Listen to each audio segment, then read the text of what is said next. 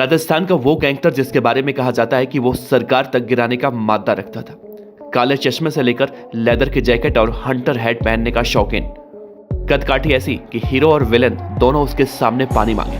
Underworld don Dawood Ibrahim का कायल और उसको फॉलो करने वाला, पढ़ने का शौकीन और टीचर बनने के चाह। ये किसी फिल्मी कहानी की स्क्रिप्ट नहीं है बल्कि हकीकत है, क्योंकि जिस गैंगस्टर के बारे में आज हम आपसे बताने जा रहे हैं उसका स्टाइल किसी फिल्मी किरदार से कम नहीं था।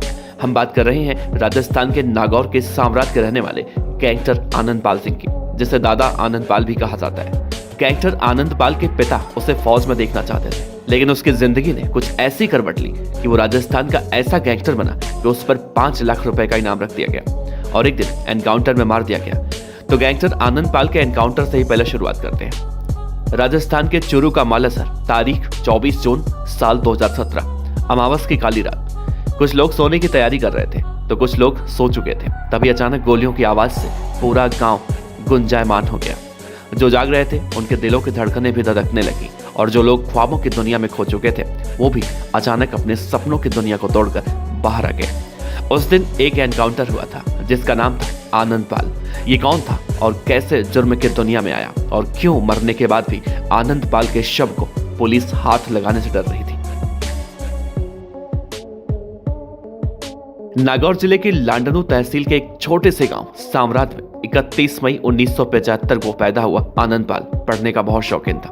उसके पिता का नाम था हुकुम सिंह और मां का नाम निर्मल कंवर। पिता उसे फौज में देखना चाहते थे। वहीं आनंदपाल ने टीचर बनने के लिए बीएड की ट्रेनिंग ली, लेकिन आनंदपाल ना तो फौज में गया और ना ही वो टीचर बन पाया। उसका चस्का लगा राजनीति का और उसी राजनीति ने उसके कदम बढ़ा दिए जुर्म की दुनिया की तरफ। और जब वो जुर्म की दुनिया में आया तो उसने खुद को इतना स्टाइलिश बना लिया कि कोई भी उसे देखकर कायल हो जाए। वो सिर पर हैट लगाता था, लेदर का जैकेट पहनता था और आंखों पर स्टाइलिश चश्मे लगाया करता था। जब भी सुनवाई के लिए पुलिस उसे कोर्ट लाती तो वो हीरो के स्टाइल में मीडिया के सामने फोटो खिंचवाया करता था। आनंदपाल का अपना फेसबुक पेज था, वो सोशल मीडिया पर काफी एक्टिव रहता था। आनंदपाल अंडरवर्ल्ड डॉन दाऊद इब्राहिम का दीवाना था, उसे फॉलो करता था। आनंदपाल जब जेल में बंद था तो उस वक्त दाऊद पर लिखी गई किताबें पढ़ा करता था। दाऊद की तरह आनंदपाल को भी पार्टियां पसंद थी। कहते हैं कि गॉगल का चस्का भी उसे दाऊद इब्राहिम से लगा था। आनंदपाल असल में दूसरे गैंगस्टरों से कई मायने में अलग था। एक तो लॉ ग्रेजुएट और बीएड होने के बावजूद उसने जुर्म का रास्ता चुन लिया और गुनाहों की स्याह दुनिया में गहरी पैठ होने के बाद भी वो फर्राटेदार अंग्रेजी बोलकर एक सोफिस्टिकेटेड इमेज बनाने में कामयाब रहा। बीएड की पढ़ाई करते करते उस पर सियासत का भूत सवार हो गया। साल 2000 में जिला पंचायत के चुनाव हुए। आनंदपाल ने पंचायत समिति का चुनाव लड़ा और उसमें जीता भी।